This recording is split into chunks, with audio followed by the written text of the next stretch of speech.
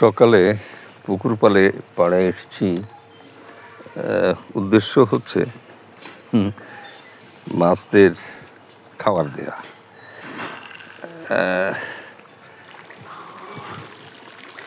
এখন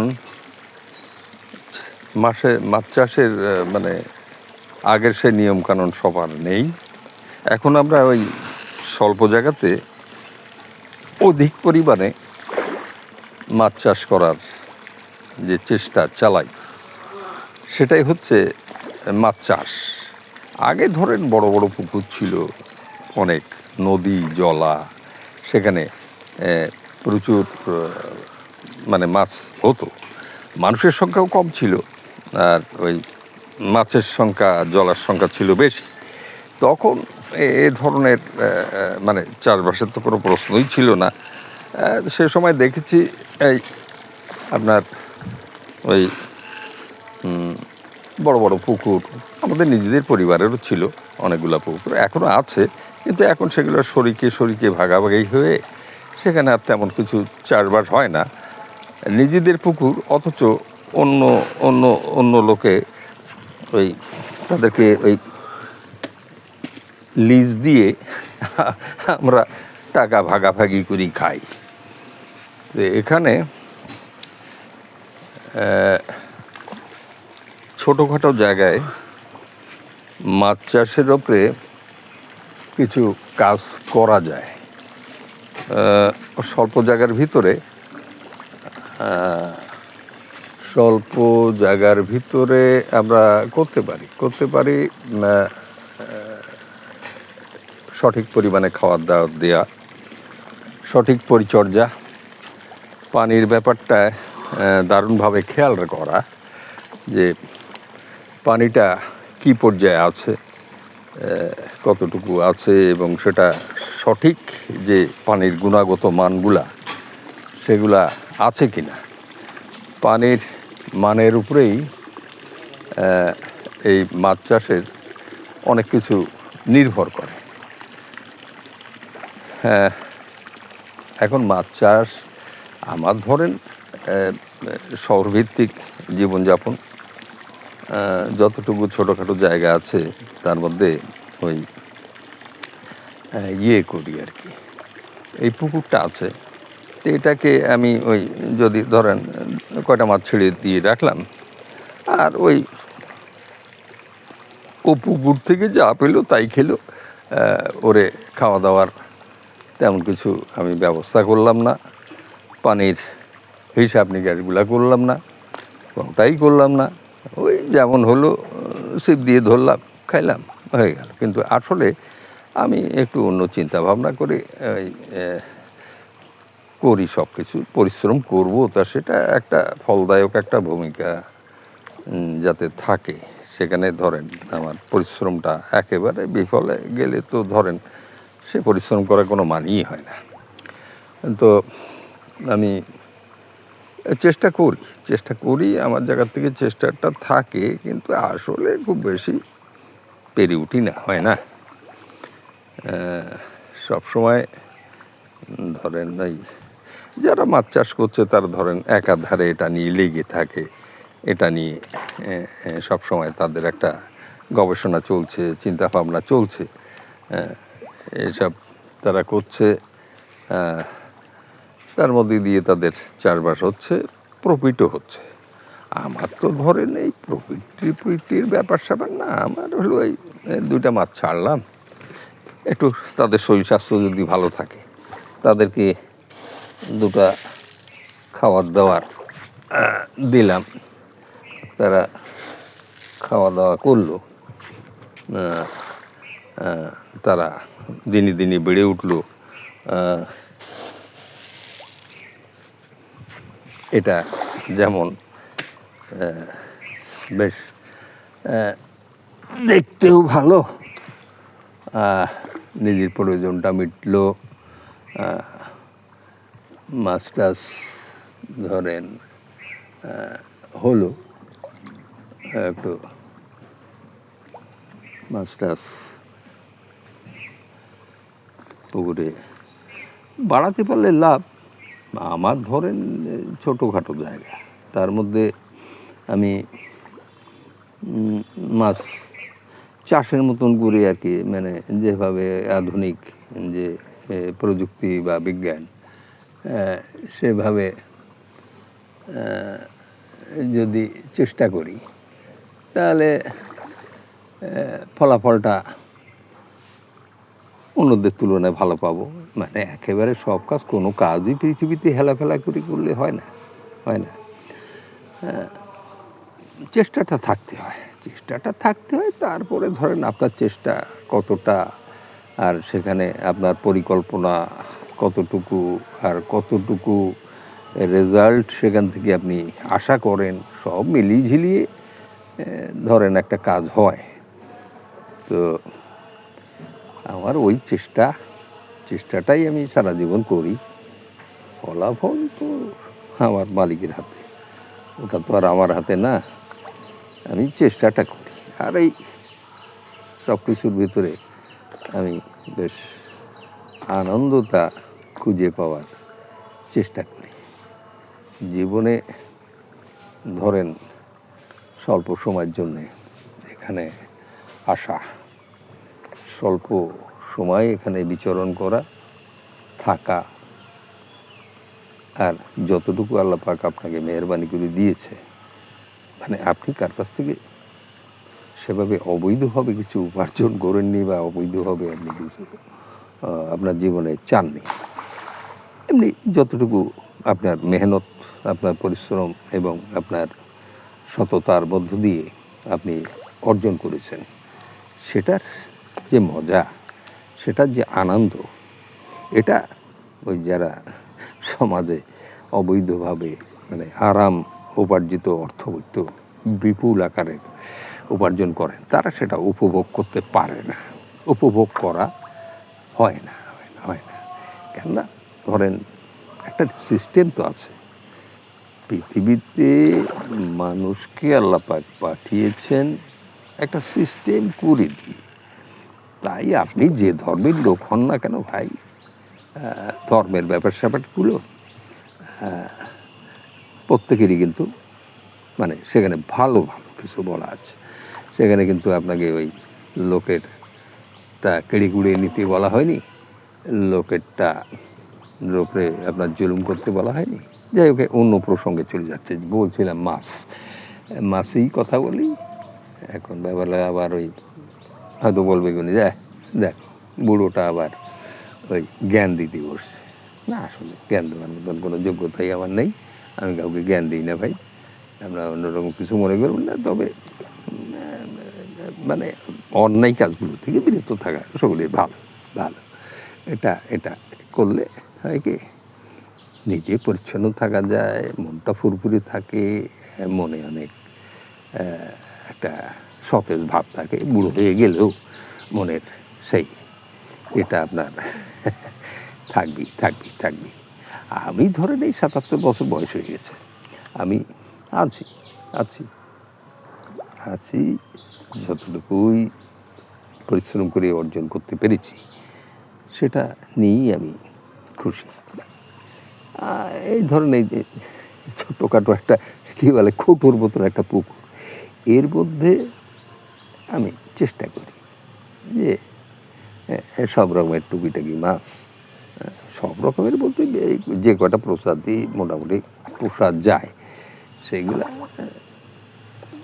কিছু ছাড়লাম, তাদের সঠিকভাবে খাওয়া দাওয়া দেওয়ার চেষ্টা করলাম, আর তার মধ্যে দিয়ে যেটুকু হলো সেটুকু। এখন উদ্বৃত্ত ধরেন আমি যদি 10, 20, 30 কেজি আমি উৎপাদন করতে পারি, সেটা তো ধরেন মানুষই খাবে নাকি, সেটা তো গরু ছাগলে খাবে না, সেটা মানুষই খাবে। তো আমি খাই, আর আমি যে ব্যয় করলাম এর অর্থটা উঠাই নেওয়ার জন্য আমি খরচের পয়সাটা যদি উঠাই ফেলতে পারি 2টা মাছ বিক্রি করে, অসুবিধা কোথায়? অসুবিধা নেই। অসুবিধা হচ্ছে আমাদের জীবনের অলসতা।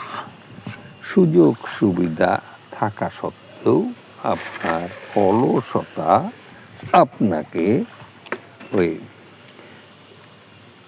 কিছু করায় না, করতে দেয় না। অলসতা মানুষকে অনেক পিছিয়ে দেয়। আপনি পরিশ্রমী হবেন, পরিশ্রম করবেন, আপনি আউটপুট একটা পাবেন।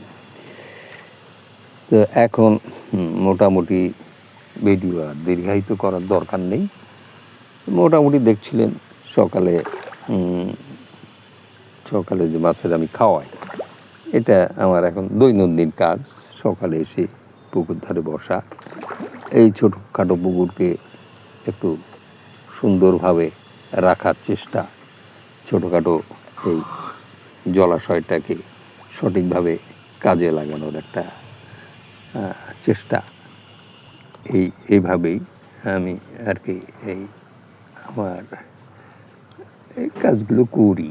বুঝলেন, এটা ভালোই লাগে, সময় কাটে প্রচুর। সময়গুলো এভাবেই আমি কাটানোর চেষ্টা করি,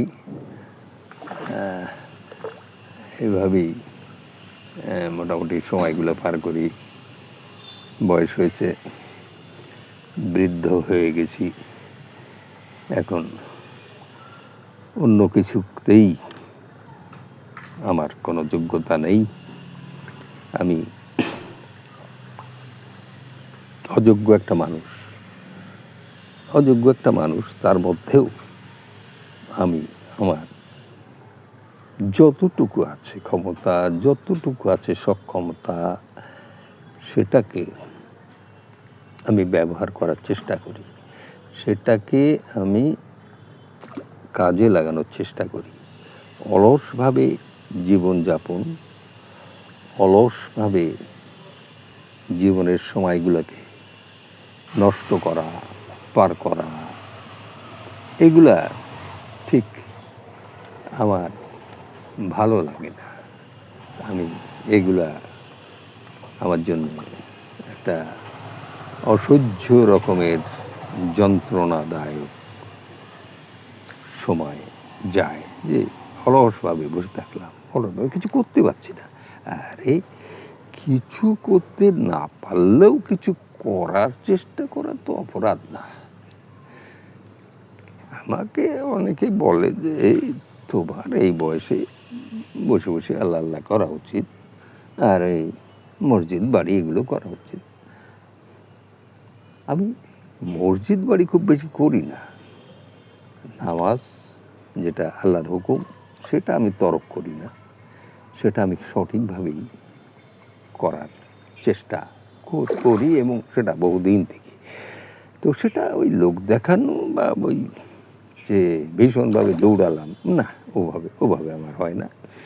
আমি খুব সিম্পলভাবে, খুব সাদামাটাভাবে বুঝি, জীবনটাকে সৎভাবে পরিচালনা করা, জীবনের উপার্জনগুলোকে সৎ রাস্তা দিয়ে উপার্জন করা, পরিশ্রম করা, এবং মানুষের প্রতি সদয় হওয়া, মানুষের প্রতি ভালো আচরণ করা, এইসব যা আসলে মৌলিক জিনিসগুলা যেগুলা মানুষের ধর্মের ব্যাপারে ধার্মিক করে কিনা আমি জানি না, তবে সব ধর্মেই এ ধরনের ভালো শিক্ষাগুলো দেয়। তা আমরা তো ধরেন ধর্মটাকে এখন সাধারণত ওই সামনের লগি মতন দিয়ে আংশুলি হিসেবে আমার লোভনীয় ফলটাকে ধর্মের আংশুলিতে বা দিয়ে ছিঁড়ে খাওয়ার চেষ্টাই আছে। এই একটা কথা বলে বললাম, দেন ধর্মের আংশুলি, বোধহয় কথাটা একটু বেমানান হলো নাকি? না, ঠিক আছে, ধর্মের আংশুলি দিয়ে লোভের ফলটাকে, আবার পরের গাছের লোভের ফলটাকে টেনে ছিঁড়ে খাওয়া। হ্যাঁ, এটা চলছে সমাজে। বহু লেবাসধারী ধার্মিক লোককে আমরা দেখি, সে অসত্য মিথ্যার উপরে তার জীবনের অনেক চলাফেরা, আবার অনেককে ছবল দিচ্ছে, বড় বড় কথা। এগুলো আসলে দেখি তো দেখি বুঝি উপলব্ধি করার চেষ্টা করি। তো যাই হোক, অনেক বড় ভিডিও হয়ে গেল, এখানে আসলে বুড়োদের ধরনের বসে গ্যাজাতে আরম্ভ করলে আর থামে না। তো যাক, আর লম্বা করবো না, 15 মিনিট হয়ে গেছে দেখছি ভিডিওটা লম্বা। অনেক সময় বগর বললাম, মাদের খাওয়াচ্ছি। আর ওই হচ্ছে আকাশটা একটু মেঘাচ্ছন্ন হয়ে এসছে, দেখেন আকাশটা একটু মেঘলা হয়ে এসছে। আকাশের যে আমি আমার একটা অক্সিজেনের ব্যবস্থা করা আছে, বুঝছেন? এটা একটু দেখাই। অক্সিজেন, হ্যাঁ, মাছদের খাওয়ার দাওয়ার দেয়া হয়ে গেল। তারা এখন অক্সিজেনটা চালিয়ে দিয়েছে। এভাবে আমি আমার পুকুরের অক্সিজেন শর্টেজটা নিয়ন্ত্রণ করি। অক্সিজেন শর্টেজ হলে যে হয়, মানে মাছের কষ্ট হয়। দেখেন অক্সিজেন ব্যবস্থাটা আমি কীভাবে করেছি দেখেন। এই যে আমার পুকুর পাড়ে একটা লম্বা আম গাছ আছে, বললেন।